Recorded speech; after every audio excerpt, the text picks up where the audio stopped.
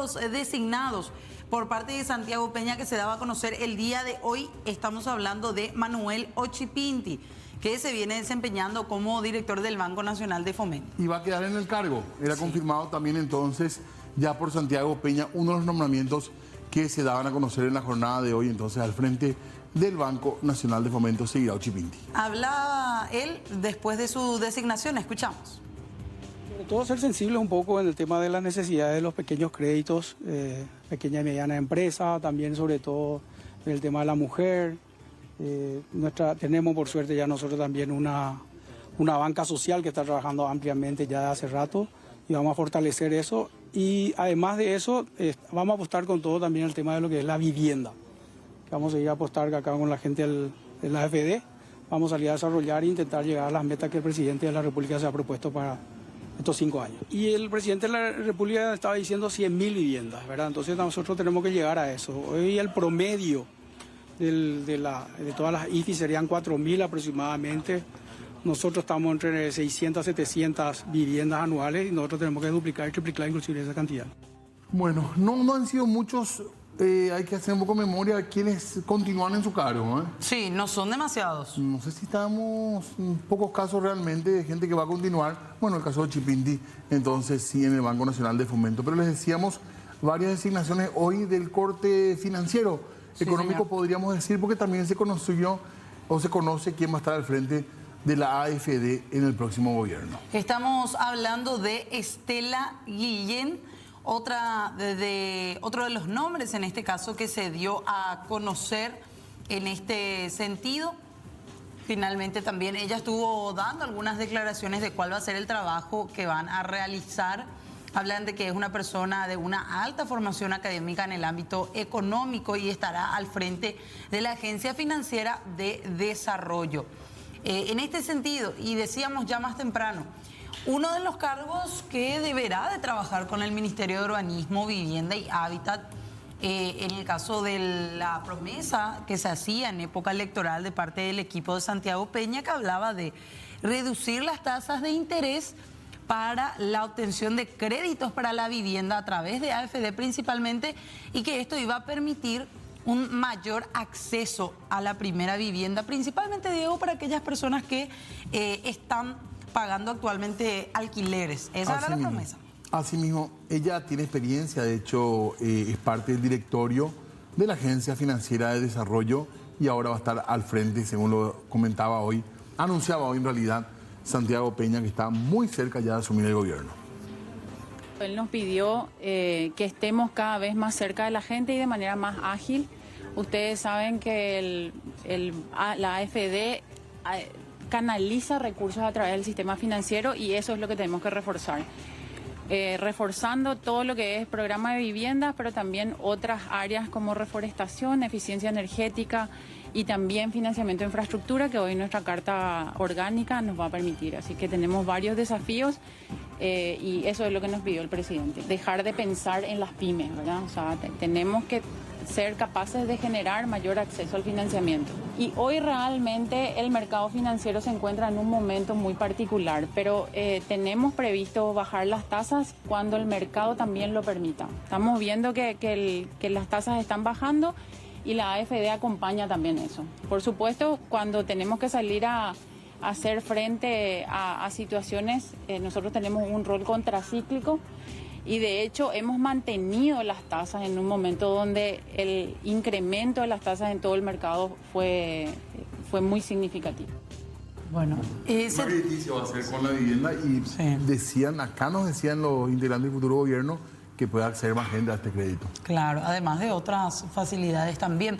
Y por sobre todo potenciar tener otro tipo de miradas, no solamente referenciadas a las MIPYMES, decía allí Estela Guillén. Otra persona, todas ellas tuvieron el común denominador de que llegaron a coincidir, creo, con Santiago Peña en mayor o menor medida. Y conocen la institución también por lo general, ¿verdad? Sí, al menos de estos cargos que él salió a dar a conocer, y es el mismo caso de la ingeniera Amanda León. Ella va a dirigir el crédito agrícola de habilitación. Estuvo hablando también acerca de los ejes de trabajo conocedora también del ámbito. Decía Santiago Peña que ya estuvo en el cargo anteriormente. La escuchamos. Tenemos otra vez este desafío de seguir apoyando a los pequeños productores y a los microemprendedores rurales en general, no solamente del sector agrícola, sino también ir apoyando a aquellas mujeres que se dedican a otras actividades para complementar esa actividad agropecuaria. Muy bien, ahí estamos entonces viendo y escuchando ya a las personas que van a estar al frente de estas instituciones. Ya seguramente tendremos tiempo de charlar para preguntar un poquitito más sobre lo que se viene. Y hoy vamos a hablar, ojo que vamos a hablar mucho del tema del dinero público en esta noche. Es así, además también de otro cargo, sí, que no nos olvidamos, antes de esta serie de direcciones y de lugares en donde también el presidente de la República tiene que hacer sus designaciones, también tenemos otro nombre más aquí en la carpeta para pegar a nuestro álbum de figuras. Exactamente, vamos completando. No mencionamos lo de niñez. Y por eso... Ahí está, Walter Gutiérrez, era eso. Bueno, y Walter Gutiérrez que también es de la institución, sí, con señor. experiencia en la institución. Sí, señor. Aquí estamos teniendo, pegamos nomás ya, Iván, la figura de Walter Gutiérrez, que era dado a conocer hoy poco antes del mediodía, como nuevo ministro de la Niñez y Adolescencia. Así que funcionario de la misma institución también, tiene anteriormente. un doctorado, es abogado, contando un poco de su currículum, tiene experiencia en la administración también ya. Así que bueno, ojalá que sea también un tema tan sensible y tan importante, ojalá que tenga una buena gestión. Entonces, el futuro ministro de la Niñez, Walter Gutiérrez, que será el titular entonces del Ministerio de la Niñez y Adolescencia. Ahí estamos ya completando de a poquito nuestro álbum de figuras. En este caso, con una serie de personas que ya andábamos recorriendo, viendo, Está mostrando crecidito nuestro álbum, ¿eh? Sí, está bastante gordito, podemos decir. Sí, le queda un poco, algunos espacios les quedan todavía, pero ahí tenemos que parar un poquitito. Es así. Paramos acá, ¿te parece, Diego? Con unas designaciones de hace unas semanas. Exactamente. Porque queremos saludar a uno de ellos. Su figura ya fue también colocada acá. ¿El ingeniero Sosa no vino todavía? No, todavía, deuda pendiente. Vamos a ponerle en la lista negra, la vamos a poner. No, sí, nos está fallando. Pero están en comunicación con él, dice. Sí. Así que lo esperamos. Además es de la casa. Vamos a insistirle, sí. No. Sí, cierto. Él es una de las figuras que se mantiene. Así mismo. Dentro del sí, gabinete. Continúa. Muy bueno, bien. Y en instante vamos a estar con otras designaciones más que se confirmaron. No nos olvidamos, hay más, evidentemente. Hoy fueron varios los designados. Entre ellos, como decíamos, figuras que van apareciendo, pero que ya estuvieron en este gobierno que va saliendo. Asimismo, ya justamente vamos a hablar un poco del BCP también, porque estamos con quien va a ser el presidente de la institución. Es así, Carlos Carvalho, ¿qué tal? Bienvenido. Muchas gracias por la invitación. Buenas noches, Diego, Fernanda, a órdenes. Muchas gracias por estar. Por favor. Del sector privado ahora un tiempito, pero con experiencia ya en lo público también, ¿verdad? Sí. En realidad yo creo que un poco si empiezo a relatar por los lugares donde estuve, eso probablemente va a conspirar un poco contra mí. Voy a relatar un poco la edad que tengo.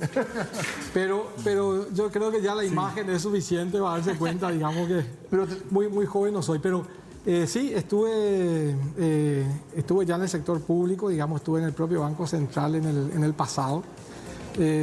Sector privado últimamente, también en su momento estuve 15 años en organismos internacionales fuera del país, también en el Ministerio de Hacienda, en un pasado bastante lejano. Así que yo creo que ahí... ¿Y cuál es el desafío hoy del BCP o del BCP más importante? Yo creo que el primer desafío del BCP es seguir haciendo las cosas bien.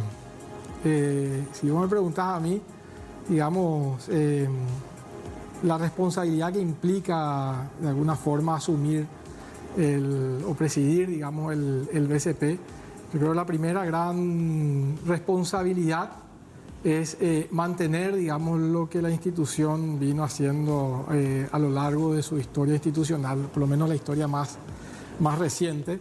El BCP es una institución que yo creo que está muy presente en el imaginario colectivo de la población como un pilar de la estabilidad económica en el país. Como una institución clave, digamos, para sentar las bases para un desarrollo socioeconómico, digamos, en el futuro.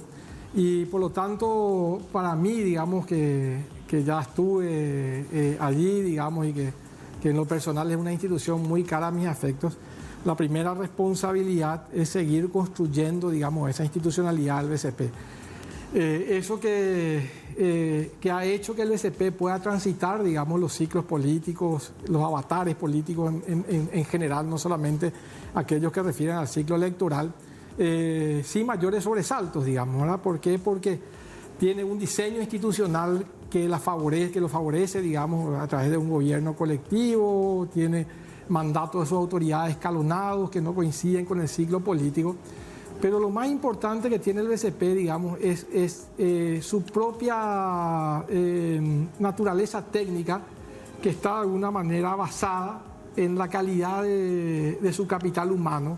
Y esa calidad del capital humano es la que finalmente le da el blindaje, digamos, para poder ejercer a partir, digamos, de las decisiones que se toman en el directorio y a partir del rol también de la presidencia, poder ejercer, digamos, la autonomía del Banco Central con mucho rigor, digamos, ¿verdad? Entonces, esa es la primera responsabilidad de quien asume. El BCP es una entidad donde si quien es candidato o quien de alguna manera tiene pretensiones de dirigir el BCP viene con un discurso reformista, con un discurso de reingeniería, de cambiar todo, ahí hay que asustarse, digamos, ¿verdad? Porque Así eso va en contra de la propia naturaleza institucional del BCP.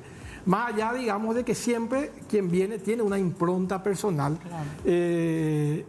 Y que es la de construir y mejorar a partir del legado que han dejado sus predecesores, digamos. Esa un poco también es mi Ahora es cierto, eso, con todos los temblores políticos que hubo, realmente que sí que el BCP no sintió, ¿verdad? Hubo momentos delicados, incluso en términos políticos, y en el BCP en general se mantuvo la calma. Uno tiene que pensar muy atrás para pensar crisis realmente involucradas con bancos y demás. Creo que hay una seriedad, digamos. No, correcto. Inclusive cuando existieron esas crisis, digamos, bueno, en el pasado lejano, digamos, esas crisis fueron resueltas con los instrumentos que se tenían a disposición. Pero hoy en día nosotros tenemos, digamos, todo un herramental, toda una normativa, digamos, lo que tiene que ver con la institucionalidad del BCP, su carta orgánica, como las normativas, digamos, que regulan el funcionamiento del sistema financiero, que han permitido que, aliado a esa fortaleza institucional del BCP que mencionábamos anteriormente, eventuales crisis, digamos, que pudieron haber ocurrido en el sistema financiero puedan haber sido resueltas sin generar, digamos, mayores sobresaltos, digamos, ¿verdad? O sea, el BCP y el sistema financiero pudieron, en los eventos que ocurrieron, absorber, digamos, la propia crisis y no afectar en general ni la credibilidad del Banco Central, ni la credibilidad del sistema financiero y mucho menos el ahorro de los paraguayos.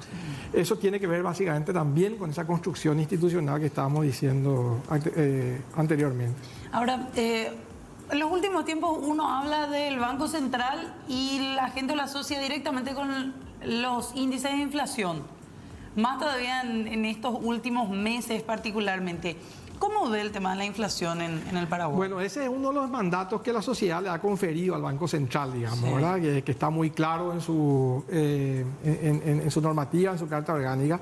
El Banco Central tiene la responsabilidad de ofrecerle a la sociedad, como bien público, digamos, una inflación baja y estable. Eso lo dice, digamos, su carta orgánica, y por lo tanto ese es uno de sus...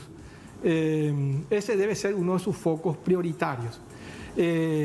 Y yo creo, así como decía anteriormente, digamos, tal vez en términos más de relato y de relato de la historia de la construcción institucional del BCP, hablábamos, digamos, de eso que hoy en día se denomina la fortaleza institucional, y eso se puede evaluar, digamos, a partir del desempeño también. ¿Por qué? Porque uno mide también esa fortaleza a partir de los resultados. Y nuestro país es un país que se ha caracterizado, digamos, por haber logrado mantener una estabilidad macroeconómica. Esa estabilidad macroeconómica se mide en parte, digamos, también por la dinámica de los precios, de la inflación, digamos, ¿verdad? Entonces el BCP ha logrado, digamos, a lo largo del tiempo mantener una inflación realmente baja y estable. Y lo ha logrado mantener en momentos incluso de complejidad regional. O sea, nosotros tenemos países que han pasado por crisis económicas relevantes aquí muy cerca. Y también, digamos, cuando las condiciones del resto del mundo no han sido las más favorables. ¿Y por qué el BCP ha logrado eso? Primero porque en nuestro país se ha construido, digamos, una libertad económica importante que ha hecho que nuestra economía tenga una resiliencia y se pueda recuperar, digamos, de eventos negativos. Pero también porque el BCP, basado, digamos, en esa fortaleza institucional, logró construir instrumentos, digamos, que han sido muy eficaces en lograr los objetivos, digamos, de mantener una inflación baja y estable. Eso lo podemos ver a lo largo de la historia. Y con respecto a algo que siempre es polémico y que para mí uno de los puntos que descrédito del BCP en la consideración ciudadana es el tema de la información sobre los índices de precio del consumidor. ¿Debería ser otra institución la que mida esto? Esa es una discusión frecuente y creo que es bueno que esas cosas se discutan también, claro, digamos, a nivel de la sociedad.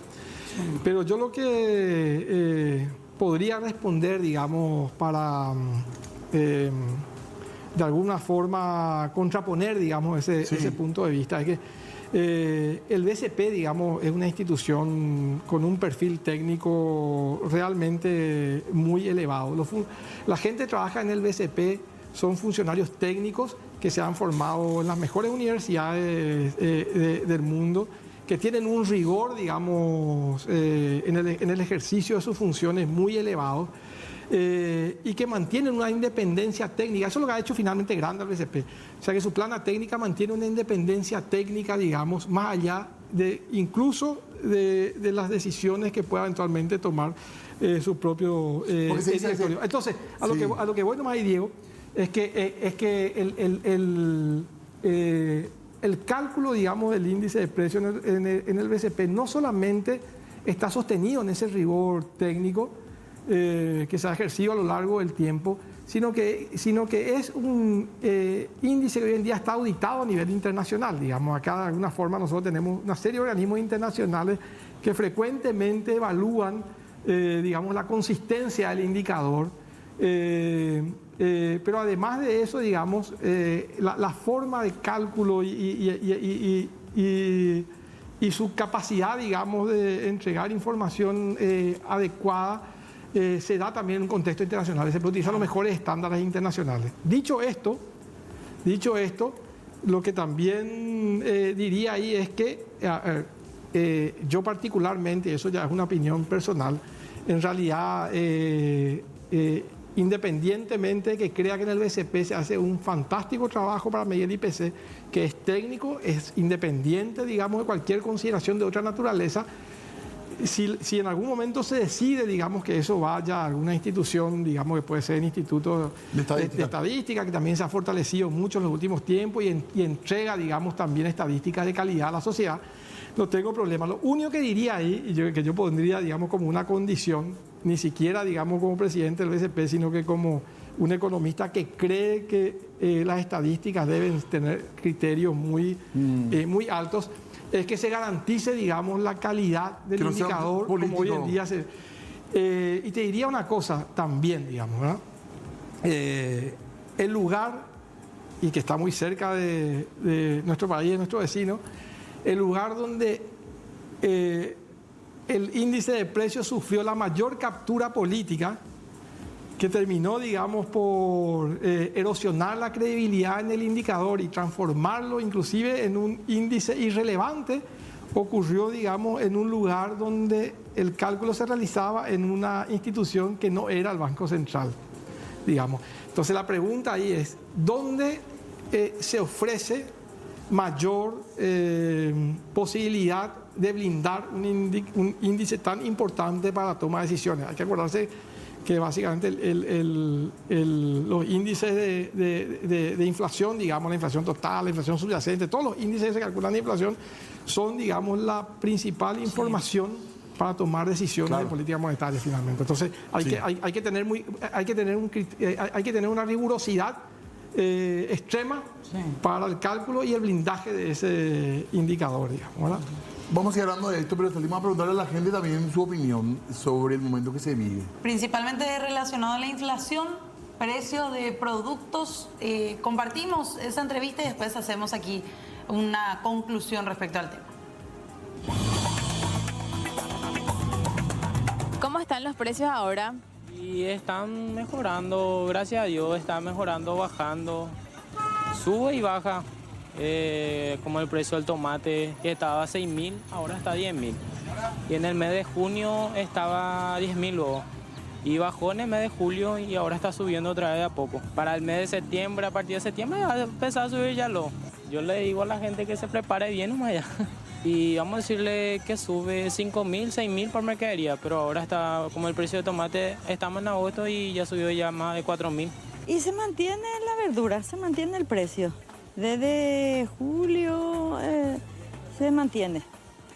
No es que está caro ni nada, pero todo normal, así. El precio de la verdura un poco subió y de la fruta también. ¿Ahora compras más caro o el mismo precio? Un poquito más caro y más o menos 2.000, 1.000, así. Pero eso suma. ¿Y casi siempre venís a hacer tus compras acá? Sí, porque yo tengo mis hijos que están estudiando acá, entonces me conviene a venir al mercado porque para ir a comprar al súper me sale muchísimo más caro. Y siempre se mantuvo así, de donde yo compro, siempre como ahora las leches, lo que subió un poco, pero un mil nomás lo que subió, seguro que ya sube, ya aguanta por azul. Entonces, ¿no subió tanto para vos el precio? No tanto, no tanto. Yo estoy así bien porque siempre la gente se queja mucho, ¿verdad? Pero quejándonos uno a otro no conseguimos nada.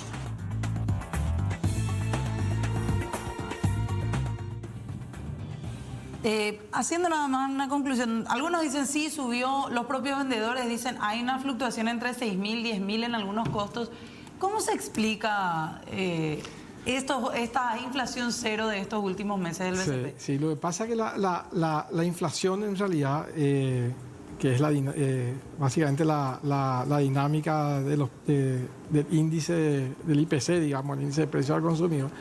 Hay que recordar que el IPC de alguna forma es la medición de una canasta representativa, digamos, del promedio de la sociedad. Una sociedad que es muy diversa. Entonces el IPC finalmente es un índice que de alguna manera captura la canasta de consumo de todos y de nadie. O sea, muy amplio también, ¿verdad? parece una contradicción, digamos, pero es así. O sea, porque así es de alguna manera como se captura y de alguna forma lo que hay que hacer es tener información relevante de la sociedad en su conjunto, digamos. Ahora, cada persona siente, digamos, en su canasta de consumo de una forma diferente la dinámica de los precios. Por ejemplo, las personas de menores ingresos, probablemente donde una mayor parte de sus ingresos está asignada, digamos, a alimentos, probablemente haya sufrido bastante en los últimos tiempos, porque una buena parte de la dinámica inflacionaria que tuvimos en el post-pandemia refiere básicamente a un aumento muy fuerte, digamos, en el precio de los alimentos y en el precio de los combustibles. Entonces, las personas que utilizan el transporte público y que utilizan además y que consumen una buena parte de sus ingresos en alimentos, probablemente perciban que el IPC no les es representativo, digamos, ¿verdad? Por eso, pero bueno, eso es lo que sucede muchas veces, digamos, cuando preguntamos así individualmente a cada persona, porque cada persona siente diferente, digamos, el aumento de precios, porque finalmente el IPC está compuesto por una cantidad importante, digamos, de precios de la economía, y algunos caen, otros aumentan mucho, etcétera. Entonces, en promedio, el IPC captura de alguna manera una canasta de consumo promedio de la sociedad, digamos, ¿verdad? Y sí, en los últimos 3 meses hemos tenido una dinámica de la inflación bastante decreciente, o sea, que está convergiendo a un nivel deseado, que es la meta del Banco Central. Tuvimos 2 meses de inflación cero y en el medio inclusive una deflación, que es inflación negativa, digamos. Pero eso también puede ser explicado por 2 fenómenos. Uno, por el efecto de la política monetaria, un poco lo que decíamos anteriormente, o sea, la eficacia de la política monetaria en su rol de combatir la inflación. y que ha impactado, digamos, probablemente en ese comportamiento también, después de haber tenido una inflación muy alta saliendo de la pandemia. Pero también un poco está operando un efecto que los economistas le llamamos efecto base, digamos, efecto estadístico. Pues si ustedes recuerdan, en este mismo periodo del año anterior nosotros teníamos inflaciones que superaban los 2 dígitos, ¿verdad? Más de 11%, etcétera. Entonces, al medir, digamos, la inflación de este año comparada con la inflación del mismo mes del año pasado, probablemente el comportamiento sea, digamos, 0, etcétera, pues también está operando un efecto estadístico. Claro. Entonces, son las dos cosas, digamos, ¿verdad? Efecto de del impacto de una política monetaria que tuvo su objetivo en bajar la inflación y fue eficaz, y también un efecto de base estadístico que está operando en este periodo. Claro, en comparación al año pasado estamos un poco menos mal. Podemos decir estamos mejorando en términos inflacionarios, claramente estamos mejorando. Doctor, le agradecemos mucho su tiempo. Hay muchísimo que charlar todavía, ¿verdad? Pero que sea otra oportunidad y que sea con éxito realmente la función en el BCP. Muchísimas gracias, Diego, Fernanda. Yo estoy a las órdenes cuando ustedes necesiten acá, y bueno, lo que quieran finalmente comunicar. Ustedes son el canal del vehículo, digamos, de comunicación con la sociedad. Estoy a las órdenes para eso. Acá preguntan su club, doctor. Olimpia, ¿verdad? Además del BCP, muy fanático, me dijeron. Olimpia ocupa un lugar profundo en mi corazón. Y tenemos muchísima fe, además. Y tenista frustrado también, doctor, ¿verdad? O digo mal, frustrado. Eso frustrado sonó un poco violento. Pero tenista con esperanza, diría yo. Ahí está. A partir de ahora ya no vuelve el doctor Carballo al programa. No empecé a ser más fácil. Sí. Gracias. Bueno, gracias. Muchas gracias, Diego. Muchas gracias, Fernando. Bueno, hacemos pausa, ¿sí? Ya venimos.